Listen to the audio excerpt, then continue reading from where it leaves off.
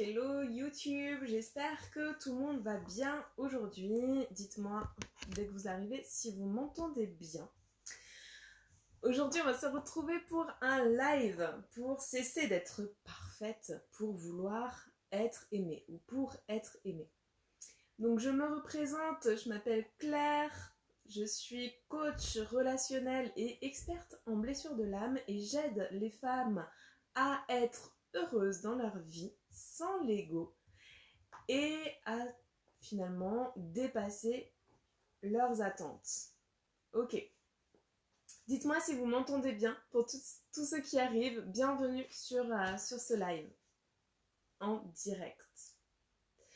Alors aujourd'hui, j'ai envie déjà de vous parler de demain, puisque demain je serai en atelier. Je remercie toutes les personnes, toutes ces femmes puissantes qui se sont dit oui pour lâcher prise. Ok, merci Fleur. Donc, merci à toutes celles qui viennent, en tout cas demain pour l'atelier lâcher prise. Tu peux encore participer avec le lien qui est dans la bio ou sur Facebook, je l'ai déjà mis, et sur YouTube, ça sera en dessous de la vidéo. Voilà, pour mes actualités, il y a encore le Mastermind Étincelle qui recrute encore actuellement avec Mathilde pour toutes les femmes entrepreneurs qui veulent finalement bénéficier d'un marketing de cœur dans leur société et être alignées avec leur mode de vie. Bien, très bien. Donc aujourd'hui, j'ai porté un sujet qui me tient à cœur. En fait, c'était pas du tout le sujet que je voulais aborder aujourd'hui, et puis ça s'est décidé au dernier moment. Je me suis dit, voilà, aujourd'hui, on va parler de perfection. Alors, mettez-moi en commentaire, pour vous, c'est quoi la perfection? Qu'est-ce que c'est qu'être parfaite, finalement? Qu'est-ce qui veut dire, pour vous, être parfaite, ou qu'est-ce qu'est la perfection pour vous? En fait, on est dans une démarche totalement relationnelle ici, avec la relation à soi, la relation à son corps, la relation à qui l'on est. Hello Amal, j'espère que tu vas bien. Donc, on est véritablement prise dans cette société, quelque part, qui nous demande d'être parfaite. Peut-être que tu as déjà vécu ça, peut-être que depuis ton enfance, on te demande d'être parfaite. Du coup, dis-moi, à quel moment tu penses que tu dois être parfaite? Ou dans quelle situation tu as déjà pensé que tu devais être parfaite? Mets-moi un commentaire sous cette vidéo. Moi, j'ai pensé être parfaite à beaucoup de moments dans ma vie. En fait, je pense que j'ai été beaucoup conditionnée dès l'enfance. Et là, j'ai envie de te parler de la blessure qui est associée à cette perfection. Alors, Fleur, c'est coller aux attentes qu'on se fixe, aux exigences que l'on se fixe pour être mieux avec soi et les autres et ne pas subir de reproches. Et ouais, c'est exactement ça. C'est exactement ça. Ça peut être ça en tout cas, cette notion de perfection. Ça peut être, hello Leslie, ça peut être parfaite dans le sens avoir un corps parfait.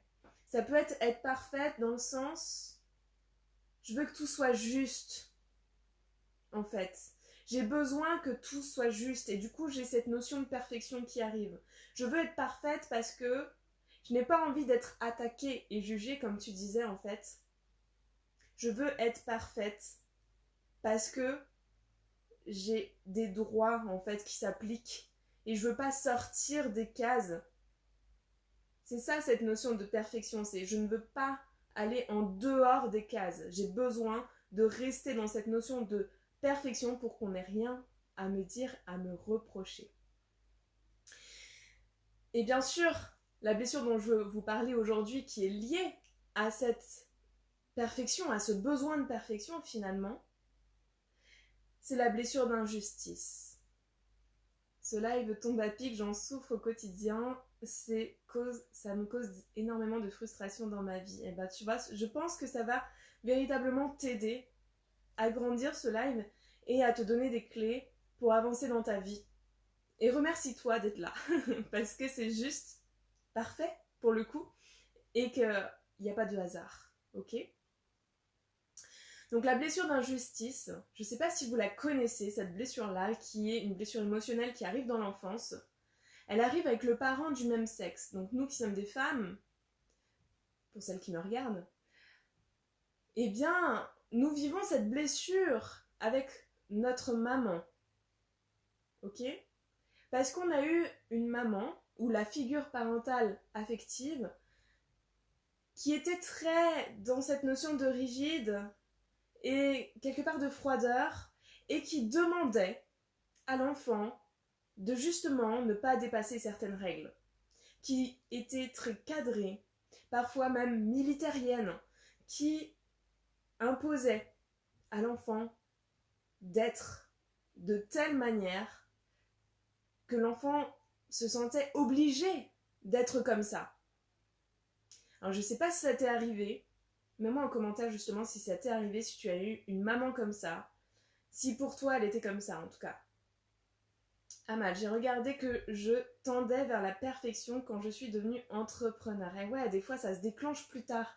Et souvent, la question qu'on me pose, c'est est-ce vraiment une blessure émotionnelle parce que je la ressens qu'à un moment donné de ma vie, bien plus tard. Mais oui, c'est juste que on avait d'autres choses à guérir avant, d'autres blessures, d'autres couches, on va dire, et que en enlevant certaines couches, on arrive à quelque chose qu'on doit régler, effectivement. D'où cette notion du coup de perfection qui arrive à un autre moment donné, et vos blessures vont venir vous titiller en fait à certains moments donnés de votre vie.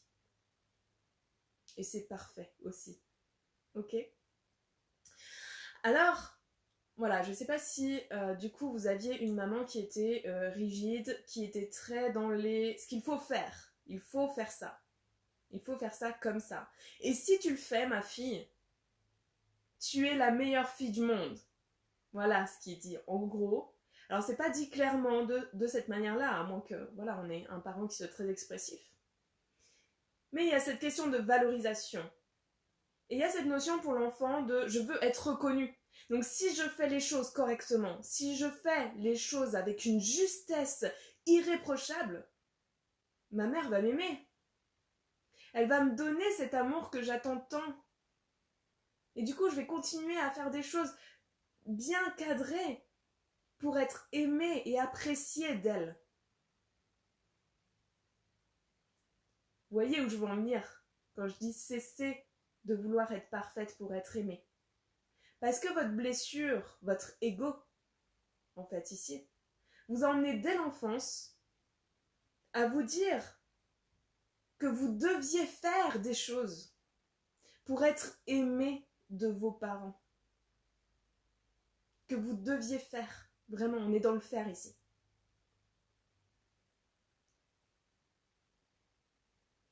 Alors Nadia, est-ce que c'est normal d'avoir un brouhaha mental depuis une séance d'hypnose il y a un mois?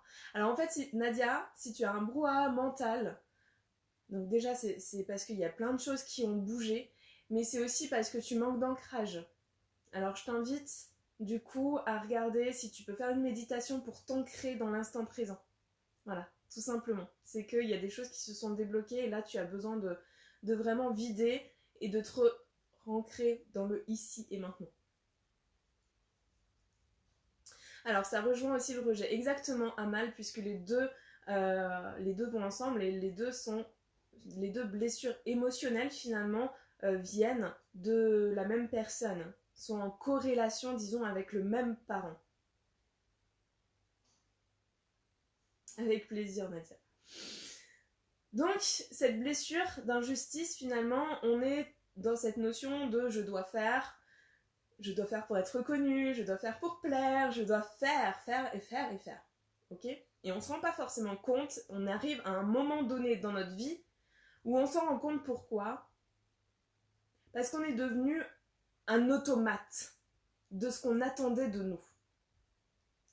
Et cet automate, eh bien, il réagit d'une certaine façon qu'il se rend compte que toi, l'âme, à l'intérieur de toi, tu te rends compte que tu n'as plus envie de réagir de cette façon-là. Parce que tu n'es pas heureuse. En fait, tu as beau faire les choses comme ça devrait être fait, tu n'es pas plus heureuse en le faisant. Tu te dis, mais pourquoi moi qui fais les choses de manière juste, de manière droite, de manière rigide, parce qu'on a ce bouclier de rigidité finalement qui arrive sur nous, pourquoi moi je suis pas heureuse aujourd'hui? Alors qu'il y a des personnes qui font n'importe quoi et qui portent la joie sur elles en fait. Pourquoi? C'est ça la question. Et en fait, c'est juste parce que tu t'es oublié. Tu n'as pas appris à te connaître.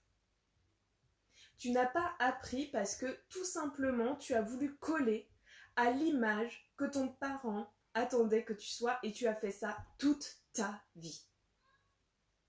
Et peut-être que tu le fais encore aujourd'hui parce que quand tu as peur du jugement de l'autre, c'est parce que tu veux coller à l'image que l'on attend, que la société attend de toi. Et ça ne te rend pas heureuse. Aujourd'hui, si tu es dans cette image-là, ça ne te rend pas du tout heureuse, au contraire. Tu es dans cette peur, tu le sens à l'intérieur de toi, tu as peur du jugement et du regard des autres. Et ta peur, tu vas mettre un bouclier devant, qui est « je suis rigide, je vais faire les choses droites, bien, comme il faut ».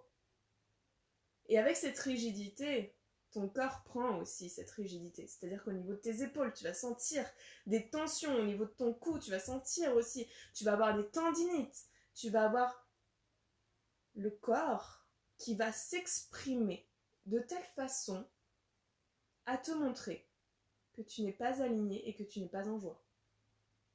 Aujourd'hui. À cause de cette perfection que tu t'imposes au quotidien. Je devais réussir pour exister, je devais me surpasser pour me faire accepter. C'est très intéressant ce que tu dis, Amal, parce que même si on n'est pas entrepreneur, je pense qu'on a tous, en tout cas toutes les personnes qui ont ce besoin et cette recherche de perfection sont dans cette notion de « regardez-moi, j'existe et ce que je fais c'est bien. Dites-moi que c'est bien. » Dites-moi que, puisque c'est bien, je me fais accepter dans votre groupe. Vous m'acceptez, vous n'allez pas me jeter de la froideur, en fait, ou me tourner le dos. Parce que la plus grande peur, finalement, de cette blessure émotionnelle, c'est que l'autre nous tourne le dos, quoi. Soit froid avec nous, soit distant. En fait, l'autre peut rester là et porter le froid, tu le sens, en fait. Tu sens, je pense que ça t'est déjà arrivé, c'est-à-dire que tu sens qu'il y a une froideur qui est venue, qu'il y a vraiment quelque chose qui s'est installé et tu sais pas véritablement pourquoi. Et tu ne veux pas le voir ça. Toi, ce que tu veux, c'est être chaleureuse, avoir des relations saines, avoir des relations amicales fortes. Tu veux être là pour les autres et c'est aussi dans la perfection. Parce qu'une amie parfaite, elle est là pour les autres. Parce qu'une amie parfaite, eh ben, elle va conseiller, elle va être à l'écoute, elle va pas parler d'elle, parce que l'amie parfaite, en fait, elle va pas dire qu'elle va pas bien, parce que sinon, elle risque d'éventuellement donner à l'autre son mal-être, et ça, c'est pas possible, c'est pas parfait, parce que le mal-être, c'est pas parfait. Il y a la perfection dans l'amitié, mais il y a la perfection dans tout, finalement. Il y a la perfection au travail, comme on a dit avec Amal. Quand on veut tout être tellement minutieuse, que tout soit tiré à 4 épingles. On a la perfection dans le couple. Et oulala que ça fait mal. Parce que l'autre est en capacité de remarquer l'ego à ce moment-là. Et de dire, ah non, non, tu ne la joueras pas comme ça. Parce que notre blessure résonne avec la blessure de l'autre. On a la perfection en tant que parent. Je dois montrer que je suis une maman parfaite, donc tu dois avoir des bonnes notes à l'école. Parce que c'est la perfection. Parce que je dois avoir une famille parfaite, vite, devant tout le monde, montrer qu'on s'aime. Et attention, les réseaux sociaux sont bourrés de personnes qui veulent être parfaites, qui ont ce besoin de reconnaissance. Regardez-moi, aimez-moi. Aimez-moi. Et ça montre notre grande incapacité finalement à s'aimer soi-même et à s'accorder cette propre reconnaissance. Ça montre ça. Alors comment sortir de ce schéma? Eh bien, on va être dans cette compréhension de nous-mêmes. Dans cette acceptation, je comprends que si je réagis de cette manière-là, je comprends que si j'ai mis en place ces automatismes, ce bouclier de rigidité et de perfection, c'est que derrière, je suis qui? Qui je suis sans cette perfection? Qu'est-ce que je cherche à cacher derrière cette perfection que les autres ne pourraient pas voir ou ne pourraient pas accepter? Ça demande une introspection, ça demande de voir véritablement ce qu'il y a à l'intérieur de soi, au-delà des limites qu'on s'est mises depuis des années. C'est là où on commence à sortir de cette perfection. C'est là où on commence véritablement à guérir. Vous ne pouvez pas le faire sans ça. Il y a ce besoin, là, tout de suite, de se dire, ok, qui je suis? Qui je suis sans cette perfection? Qu'est-ce que j'aimerais faire si je ne me limite pas? Si tout est possible, si je suis acceptée quoi qu'il en soit, qu'est-ce que j'aimerais mettre en place dans ma vie? Qu'est-ce que j'aimerais faire? Si je suis automatiquement reconnue comme personne, qu'est-ce que j'ai envie de faire? Comment j'ai envie de m'habiller? Qu'est-ce que je respecte? Quelles sont mes limites? C'est un cheminement que j'ai fait il y a quelques années parce que je me suis aussi perdue en route. C'est ça qui m'a amenée finalement dans les blessures de l'âme. Évidemment, quand on cherche à se guérir soi-même, après on cherche à guérir les autres, à aider les autres, pour leur montrer que c'est génial de sortir de ça, que c'est génial d'être soi-même, que c'est véritablement un bonheur de ne plus se prendre la tête sur ce que je vais dire, comment ça va être interprété, est-ce que j'ai besoin de me justifier à ce moment-là? Juste de se dire, je poste une story Instagram. Je fais ce que j'aime et puis je le montre. Et puis après, on s'en fout. Est-ce que j'ai bien parlé? Est-ce que j'ai bien dit ça? Est-ce que comment? Voilà. Ah, c'était pas parfait, je vais le recommencer 100 000 fois. Et si on apprenait à être légère, finalement, et à se dire, ah ouais, cette légèreté me rend heureuse. Je me prends plus la tête 100 000 fois sur ce qui est bien ou pas bien, sur mon ego qui me dit que peut-être que je suis sereine. Je m'offre le droit d'être sereine. Et pour ça, j'ai dû réapprendre à savoir ce que j'aimais, parce que je ne savais plus. J'avais l'impression d'avoir collé à l'image qu'on attendait de moi tout le temps. J'avais pas réussi à faire autrement, parce que dès l'enfance, j'ai été habituée à vouloir la reconnaissance de ma mère. Et quand elle me disait, bah tiens, fais le ménage, je faisais le ménage. Et j'attendais de voir dans ses yeux si c'était fait comme elle le voulait. Parce que pour moi, j'avais cette sensation, j'étais convaincue que j'étais aimée seulement parce que j'avais fait. Parce qu'on ne m'avait pas véritablement montré, ou dit, ou répété, qu'à tout moment j'étais aimée. Peu importe ce que je faisais. Je pensais que je devais faire des choses pour être aimée. Et j'ai fait, j'ai continué à faire. J'ai passé mon bac. Je l'ai eu avec mention parce que aussi mes parents me disaient que j'étais nulle, que j'allais pas l'avoir, que c'était pas comme ça, qu'il fallait étudier et qu'il fallait pas sortir avec les copines. Et j'ai eu mon bac avec mention très bien. Et en rentrant, de cette annonce, j'attendais la reconnaissance. Et ce jour-là, je me suis disputée avec ma mère et mon père était déjà parti se coucher, il était 21h30. Comment te dire que j'ai été déçue, bien sûr. J'étais si fière de moi à ce moment-là. J'ai été déçue de cette réaction parce que finalement, cette réaction, elle arrive bien plus souvent qu'on ne le pense. Pourquoi ? Parce que on n'est pas plus aimé pour ce qu'on fait.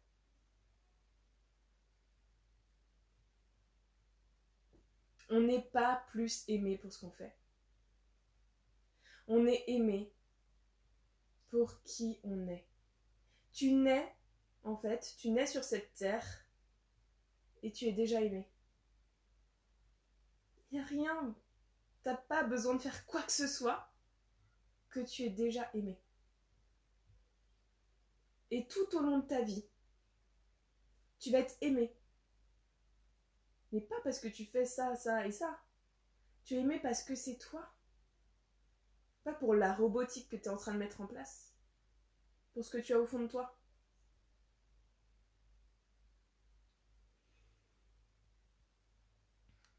Tes mots résonnent tellement en moi car c'est exactement ce qu'il se passe dans ma vie. Mon conjoint prend mon besoin de reconnaissance pour de la prétention. Mais en fait, je pense que on a tellement ce besoin de reconnaissance finalement qu'on est dans cette notion de j'ai besoin de prouver que j'existe. J'ai besoin de prouver que je suis là, j'ai besoin de prouver que ce que je fais c'est bien. C'est pas de la prétention, c'est un besoin intérieur profond. Et ce besoin intérieur profond, c'est à nous aussi de nous le donner. Ce besoin de reconnaissance, c'est à nous de nous l'accorder. Et on se l'accorde que quand on aura compris que ce qu'on fait, c'est pour soi. C'est pour notre propre reconnaissance. C'est pour voir dans nos propres yeux qu'on est super fiers de ce qu'on a fait. Pour le ressentir, pour ressentir cette puissance.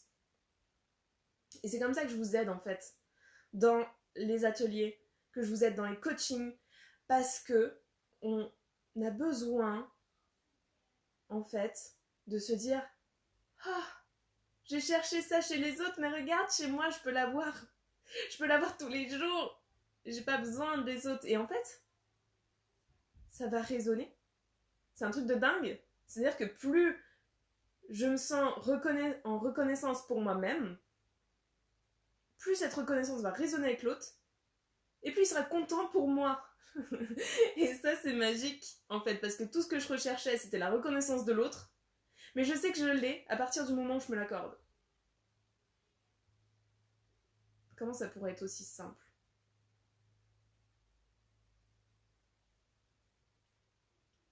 Désormais, je tends à vivre pour moi, exactement. Fixer mes limites, mais on me prend pour une personne égoïste et condescendante. Alors l'égoïsme, c'est bien parce que j'y suis revenue dans une vidéo que j'ai faite pour Académie, aujourd'hui.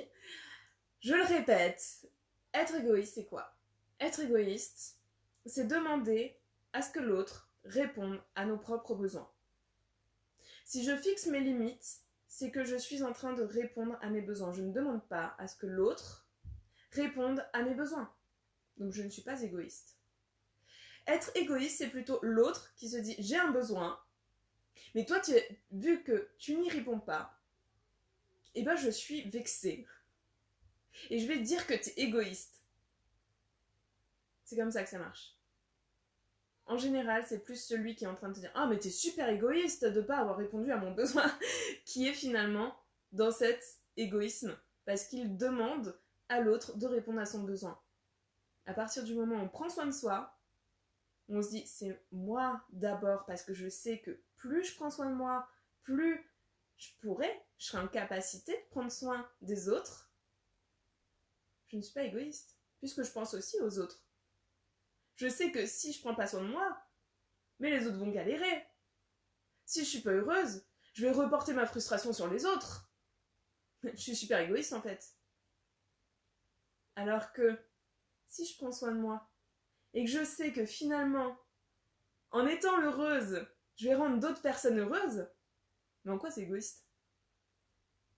Le bonheur, ça se partage. Je suis contente de vous découvrir, avec grand plaisir. Faire les choses pour soi-même, exactement. Faire les choses pour soi-même. En fait, c'est faire les choses pour soi-même en se comprenant, en étant aligné, en se disant, bah voilà, qu'est-ce que j'aime faire dans la vie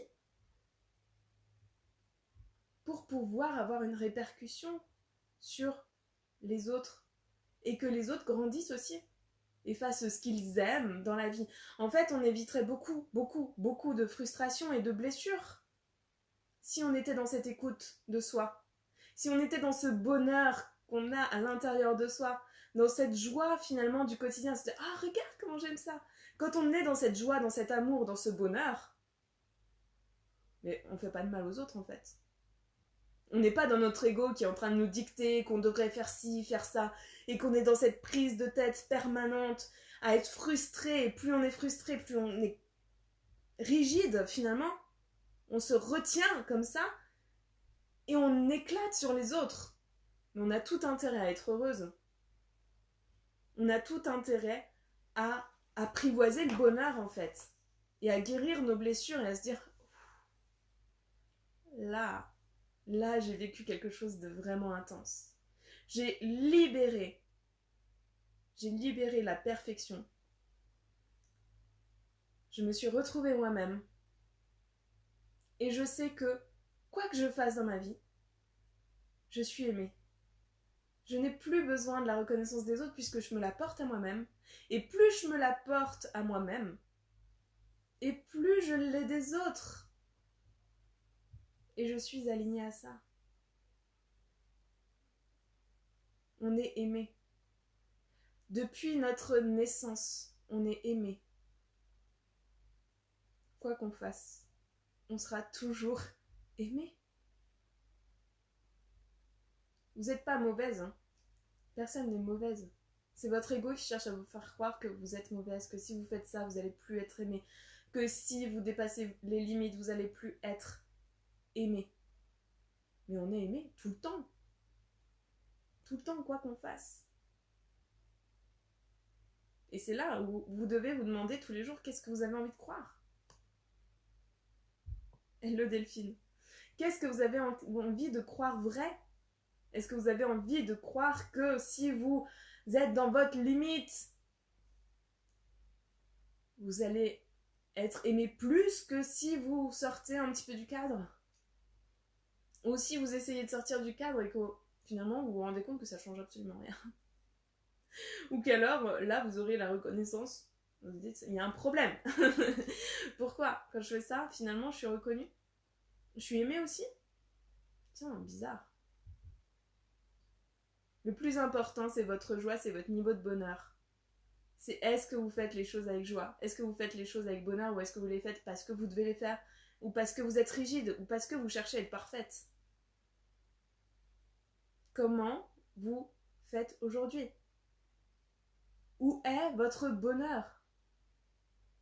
Est-il présent tous les jours?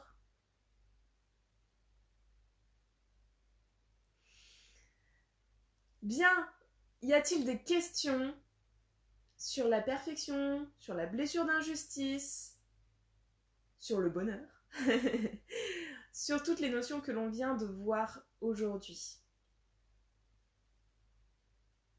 Je vous laisse quelques minutes.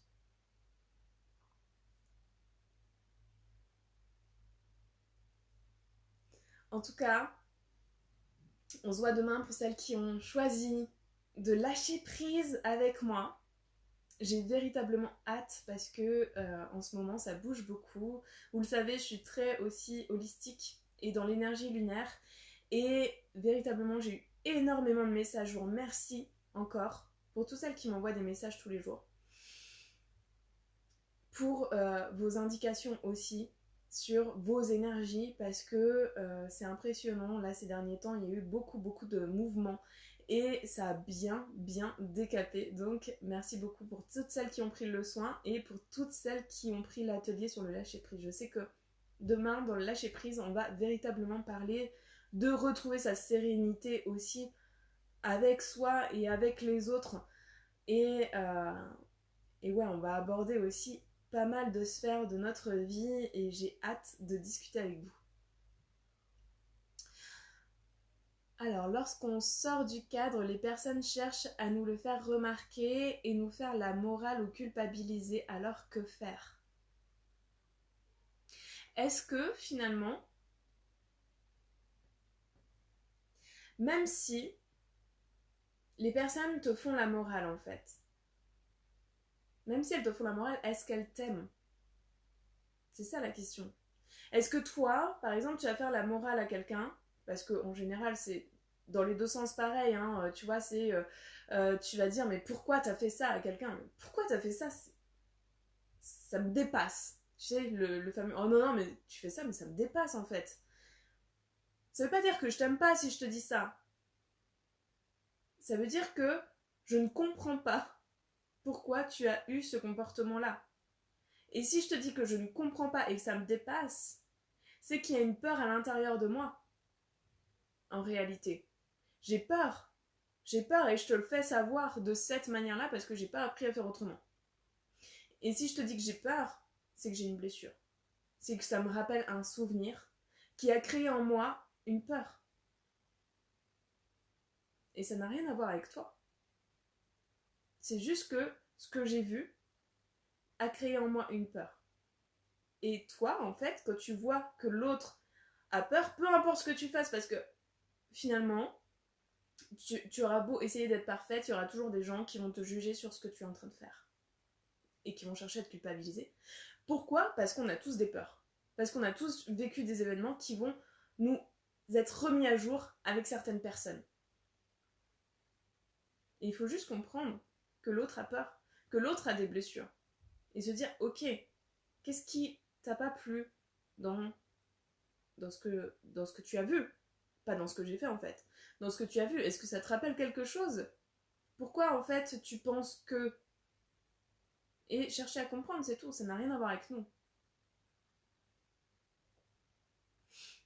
Comment je me suis formée à tout ça? Avec plein d'outils. Donc déjà, je suis coach de vie, naturopathe. Donc j'ai eu des certificats, j'ai eu aussi un certificat en énergéticienne. Et puis moi, j'adore tout ce qui est aussi développement personnel, donc PNL. Donc tout ce qui est neurologique, le fonctionnement de notre cerveau, la loi de l'attraction, enfin il y a plein de choses. J'ai rajouté en fait des cordes à mon arc pour arriver à tout ça. Voilà. Et je conditionne.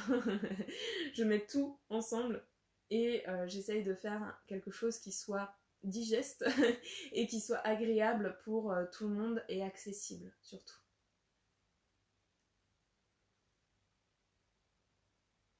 Y a-t-il d'autres questions? Est-ce que ça te paraît clair du coup ce que je viens de te dire par rapport à... Merci pour cette merveilleuse vidéo. Ok, donc c'est que c'est clair. Merci à toi. Parfait. Parfait. Et bien s'il n'y a pas d'autres, finalement, merci pour les cœurs, s'il n'y a pas d'autres questions, en tout cas même s'il y en a d'autres, même si tu regardes en replay, je t'invite à me poser tes questions en message privé. C'est avec joie que je prends le temps d'y répondre, avec le plus de sérénité et de sincérité possible, que j'essaye de t'aiguiller au mieux, afin que tu retrouves justement cette sérénité et ce bonheur au quotidien. On se retrouve demain pour le live sur le lâcher prise, pour l'atelier, et puis sinon sur cette chaîne, les blessures de l'âme, chaque jour. Je vous souhaite une très belle soirée. À très bientôt.